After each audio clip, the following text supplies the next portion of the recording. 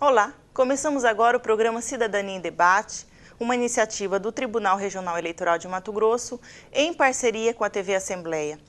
Quando fornecemos informações pessoais às empresas ou instituições, sejam elas de direito público ou privado, essas informações são inseridas num banco de dados. É comum vermos notícias de invasões dessas informações e que elas foram utilizadas para fins ilícitos. Foi pensando em regulamentar como as informações pessoais devem ser coletadas e tratadas, o Congresso aprovou a Lei Geral de Proteção de Dados Pessoais. Essa lei foi sancionada no ano passado pelo ex-presidente Michel Temer e passará a vigorar somente no início de 2020. No programa de hoje, vamos levar até você informações sobre essa lei que é de interesse de todos nós brasileiros.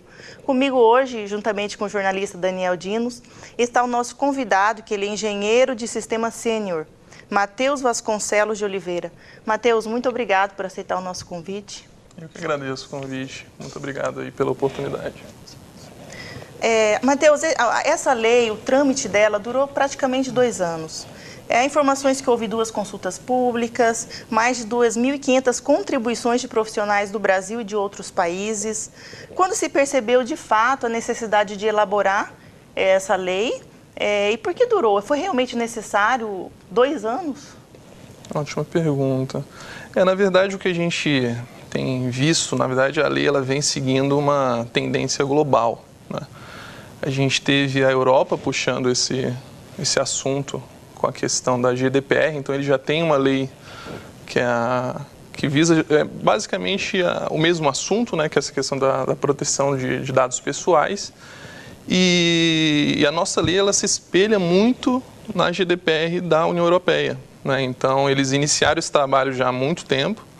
Lá cada país na União Europeia tinha a sua regulação, tinha a sua lei, na verdade, e eles tentaram criar uma regulação que conseguisse abranger o bloco como um todo, tá? E isso acabou sendo um marco global e na questão de privacidade de dados, toda essa questão de segurança dessas informações, dos dados pessoais das pessoas. E o Brasil acabou, eu considero até que a gente demorou um pouco para iniciar esse processo de discussão desse assunto, né? A gente tem a questão do Marco Civil, que já aborda alguns aspectos, mas essa lei é importante porque ela acabou expandindo o escopo de atuação, é uma lei extremamente técnica, né? Então, eu acredito que a gente veio seguindo essa tendência global aí no que diz respeito a essa produção dos dados. E essa lei, já que ela foi debatida durante 2 anos, o que ela colocou como sendo um dado pessoal? Para quem está em casa possa entender exatamente como que a lei está classificando o dado pessoal. O que vem no texto da lei? Legal.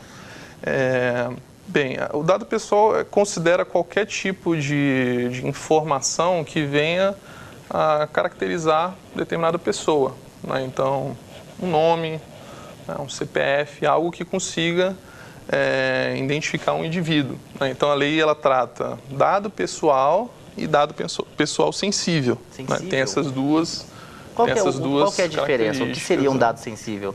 Aí o dado sensível ele vai um pouco além, é um dado que vai dizer algo a respeito da personalidade da pessoa. Então, por exemplo, a sua opção política, um dado de saúde, todos esses dados eles vão entrar nessa categoria de dado pessoal sensível.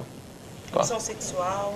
Opção sexual, opção religiosa. Questão de saúde também entraria no... Isso, aí a questão de saúde, dados de paciente, estados anteriores de saúde entram na categoria de dado pessoal sensível. Qual que é a importância de haver essa diferenciação entre dado pessoal e o dado sensível? Por que o legislador pensou em deixar claro o que é um dado sensível e o que é um dado, vamos chamar apenas pessoal, dado comum?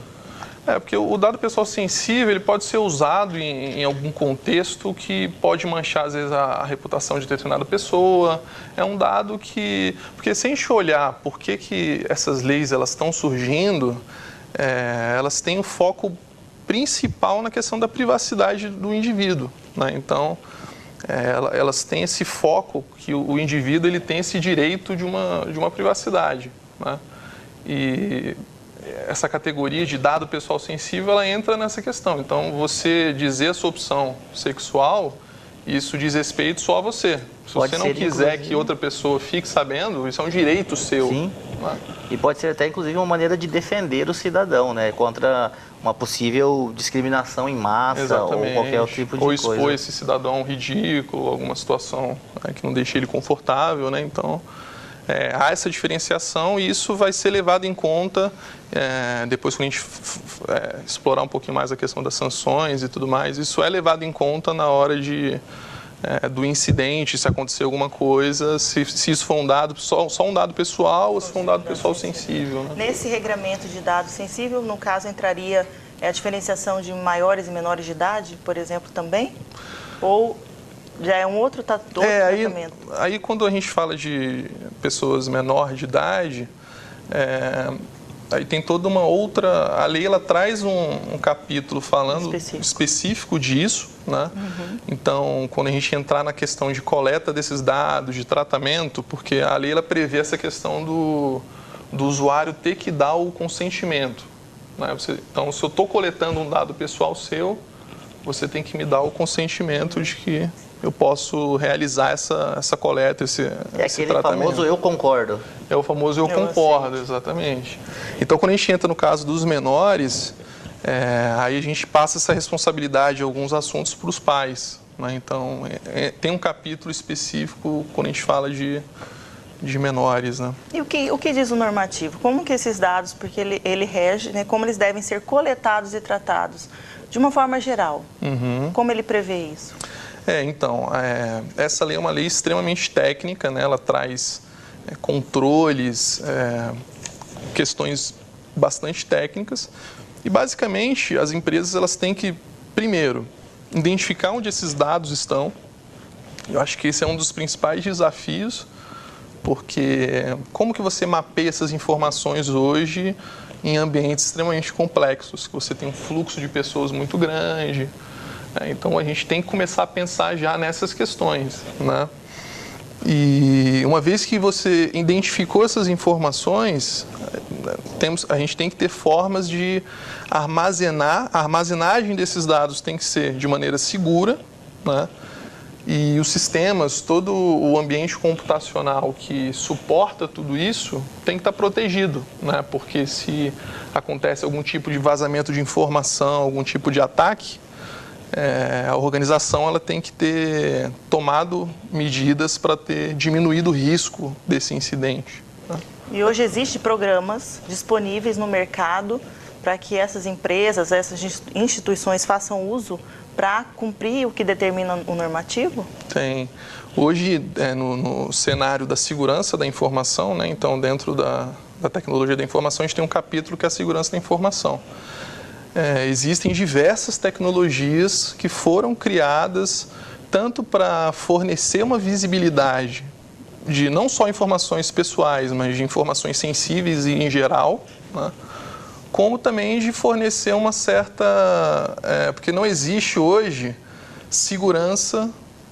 Existe segurança sem privacidade, mas não existe privacidade sem segurança.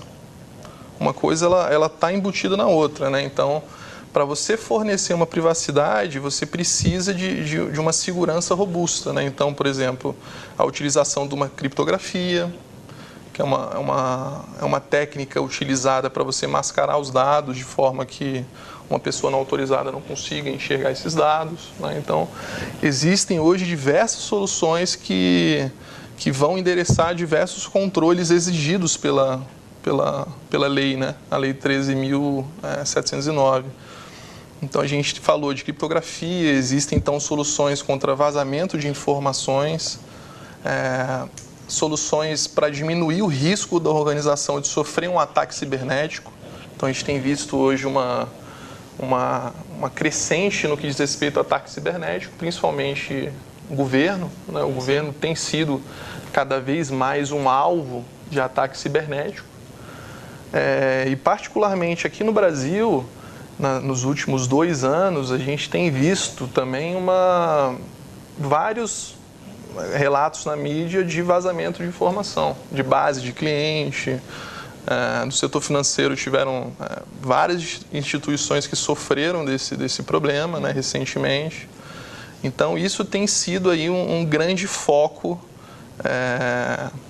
na mídia, né? A gente acaba falando dessa questão que a gente está vivendo a era da informação, mas na verdade a gente está vivendo a era do vazamento. Então, os vazamentos eles estão sendo cada vez mais frequentes. Eu acho que a lei ela vem também muito de encontro com esse cenário. A lei foi aprovada em 2018, né? Foi sancionada. Isso. Ela vai passar a vigorar somente no início de 2020. Então, podemos afirmar que é um tempo, né, para que as instituições, as empresas se preparem, né, para dar o cumprimento efetivo desse normativo, dessa lei.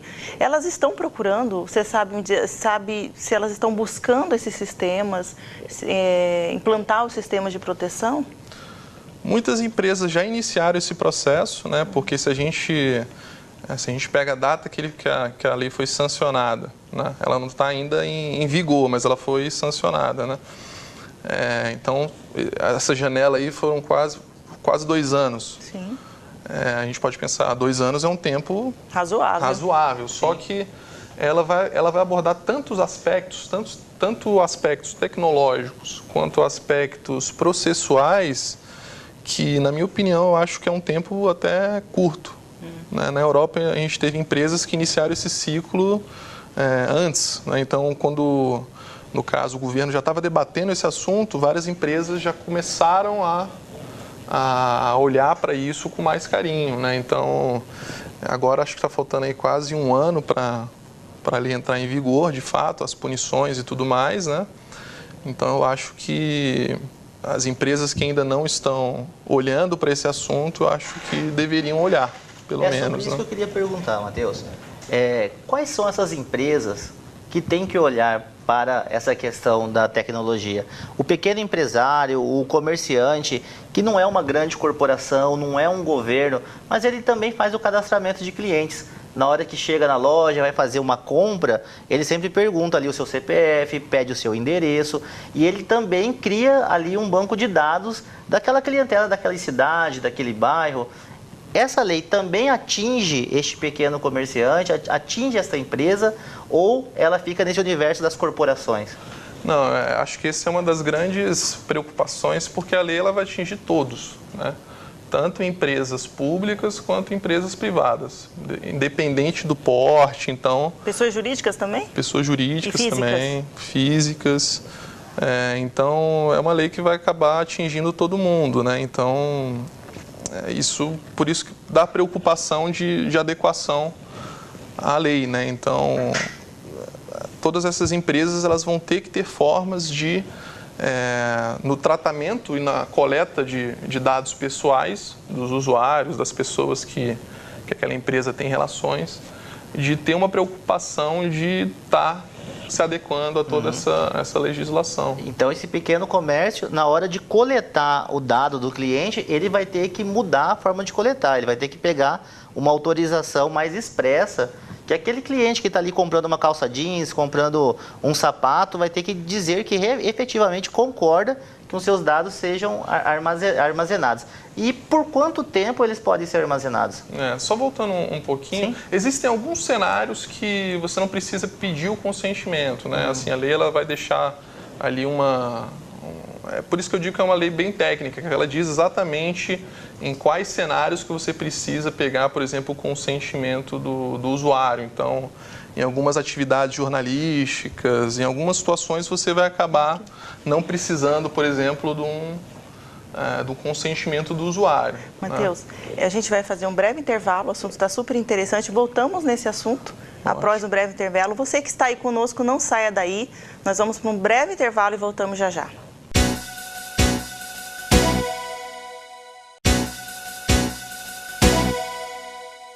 Olá, estamos retornando agora com o programa Cidadania em Debate. No programa de hoje estamos falando da Lei Geral de Proteção de Dados Pessoais.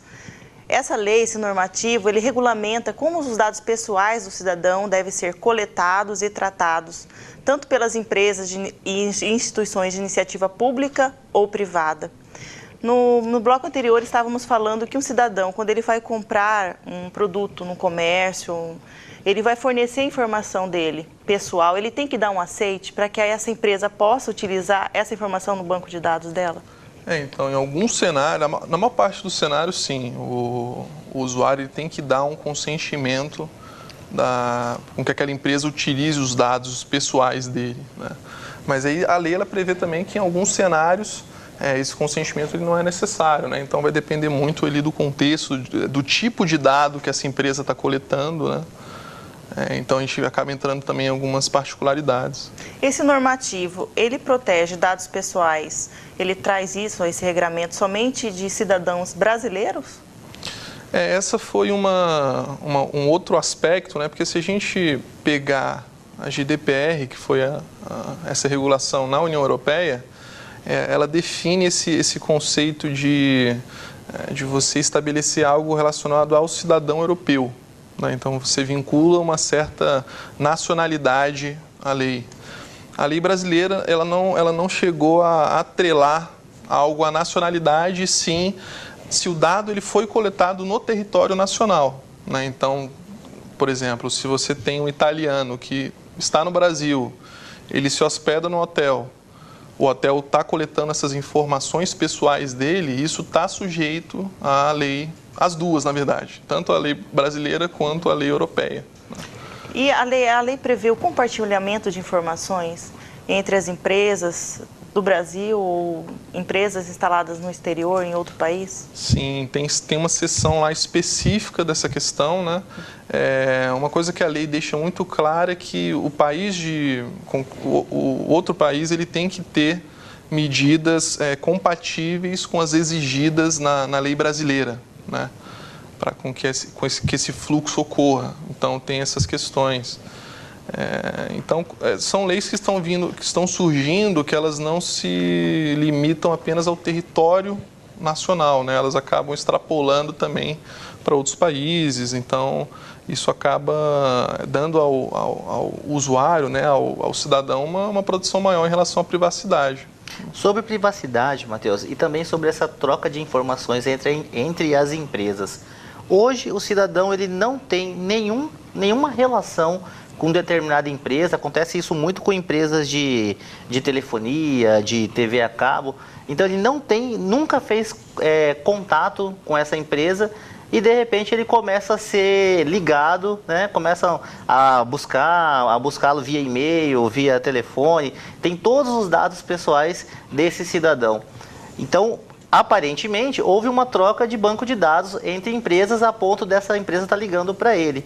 Como que o cidadão ele pode dizer que não quer mais receber esse contato e que exclua o dado? Ótima pergunta. Uma outra questão da lei é que ela deixa o poder na mão do cidadão, né? Então, a privacidade é um direito seu. Então, se você quiser que esse dado seja excluído, é um direito seu. Então, a empresa ela tem que acatar. Se você quiser, por exemplo, acessar o seu dado pessoal, isso também vai ser possível na lei, né? Então, a gente vai ter uma mudança muito grande nessa dinâmica, nesses fluxos de dados, né? Então, o usuário ele vai ter muito mais controle sobre os seus dados pessoais. Na verdade, esse é o intuito principal da legislação. Por quanto tempo que a empresa tem direito a manipular esse dado pessoal? É eterno ou tem um prazo determinado? Não é eterno, né? Não chega a ter um prazo fixado, até onde eu olhei, mas vai ficar a critério durante o tratamento desses dados, se o objetivo final já foi alcançado, essa empresa ela tem que fazer o descarte dos seus dados pessoais, né? Então não vai ser algo que vai ficar ad eterno na companhia, né? Então, findado esse período aí com que o objetivo que você está coletando esses dados foi alcançado, esses dados têm que ser eliminados. Nós estamos num universo hoje que existem constantes ataques cibernéticos, né? No nosso caso, na Justiça Eleitoral mesmo, constantemente tentam acessar o banco de dados da Justiça Eleitoral, felizmente não conseguem. E no caso de uma empresa que acaba vendo o seu banco de dados violado por hackers, o que ela deve fazer? Acho que a primeira questão, quando acontece algum incidente cibernético, geralmente as empresas elas preferem ficar quietas, sem falar com ninguém, para evitar qualquer tipo de constrangimento. A primeira coisa, quando acontecer algo do tipo, deve ser procurar as autoridades competentes, né? Então você tem que informar... A lei recomenda, a lei normatiza isso. Exatamente, então você tem que informar, no caso, a Autoridade Nacional de Proteção de... Foi criada uma agência, né, para fazer esse papel de regulador, de controlador. Então... vai ter uma agência agora Isso. que vai regular o serviço então, de uso dos dados. Na verdade, ela vai esclarecer todos esses pormenores. Então, por exemplo, qual vai ser a multa? Essa empresa, ela seguiu todos os pré-requisitos. Então, essas validações, tudo que diz respeito a essa legislação, quem vai dar suporte a isso vai ser essa agência, que é a ANPD, né, que foi criada recentemente. Então, nesse caso, a empresa ela teria que informar as autoridades competentes, não só essa agência, mas dependendo da situação, uma Polícia Federal, um outro órgão do governo, né? E tomar as medidas técnicas e administrativas necessárias, porque às vezes você precisa tomar uma medida técnica específica, né? Dependendo do ataque. Você falou em multas, então, se essa empresa, por algum motivo, expor, porque querendo ou não, ela tinha a guarda do meu dado pessoal. Então, se essa empresa expor o meu dado pessoal, ela pode ser multada? Isso, ela pode sofrer. A lei ela tem um capítulo que fala das questões de sanções, né? Então, são várias as penalidades que podem ser atingidas. A agência pode dar só uma advertência, ela pode dar uma multa simples. Essa multa simples ela pode ser ou 2% do faturamento ou até 50 milhões por infração. Então, são penalidades muito altas, né? Tem também na lei algo específico sobre uma multa diária. Então, pode ter uma multa diária em cima de um determinado incidente, só que essa multa ela não pode passar dos 50 milhões, estabelecido no artigo 2, se eu não me engano. Então, assim, ela traz ali aspectos na questão de sanções, né, muito, muito fortes.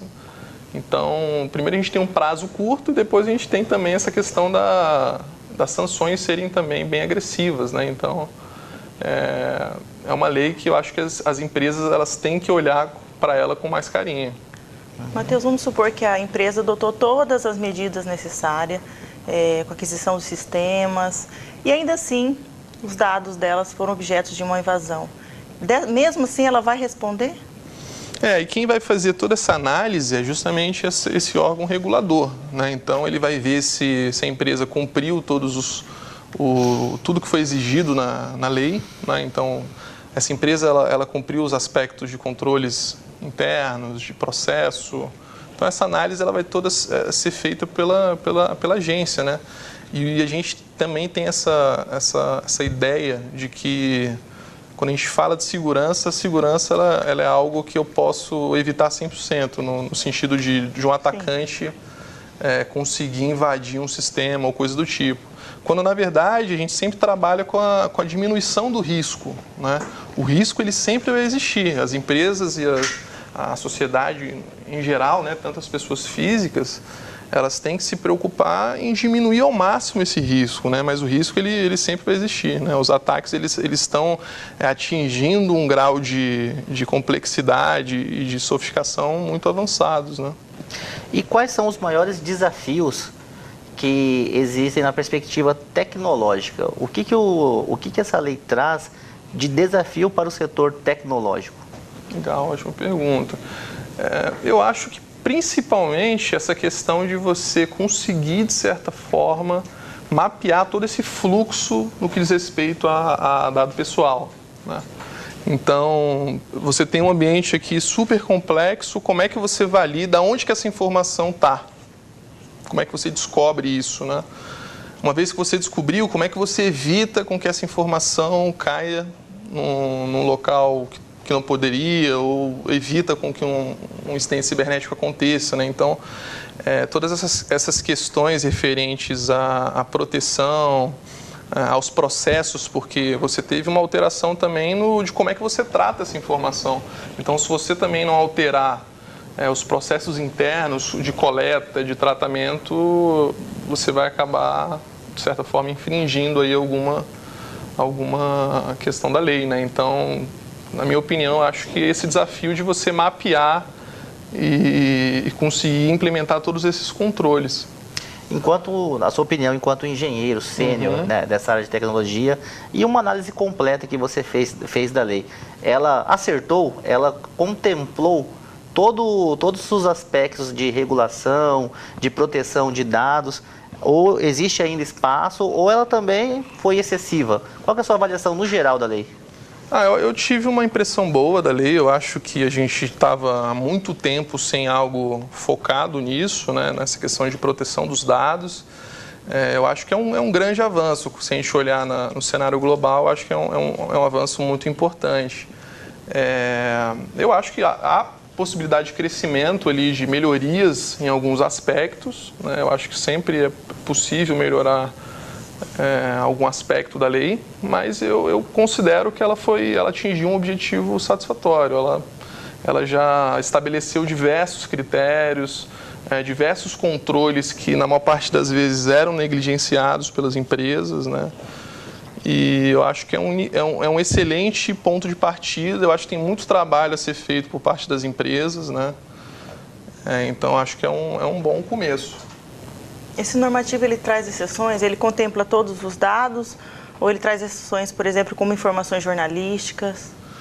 Aí entra naquela questão, né? Então, em alguns contextos, por exemplo, se essa informação está sendo utilizada para fins jornalísticos, aí você pode utilizar um dado pessoal, né? Então, por isso que é uma lei extremamente técnica. Ela vai delimitar exatamente o espaço com que você vai poder trabalhar com esses dados. Em alguns contextos, você vai poder utilizar, então, em fins jornalísticos, por exemplo, se for pessoa física, você pode utilizar os dados pessoais, né? Então, vai depender também muito de acordo com esse cenário. No mercado brasileiro, nós temos empresas capacitadas para estar oferecendo esse serviço para as empresas, para as instituições públicas. Sim, temos aqui no mercado brasileiro tanto empresas locais aqui no Mato Grosso, né, como a nível nacional. Nós temos empresas que fornecem esse tipo de serviço, né? Então, serviços de consultoria para você entender se realmente a sua empresa está seguindo ali uma sequência da lei, né? E na perspectiva de tecnologia, de soluções que façam a proteção dessas informações, existe aí no mercado uma variedade muito grande de produtos e soluções que visam fornecer uma segurança tanto para os usuários quanto para essas informações. Matheus, chegamos ao final desse programa. Gostaria de agradecer a sua participação. Espero revê-lo numa próxima oportunidade. Claro, espero o convite. Você que esteve conosco também, muito obrigado e espero revê-los no próximo programa.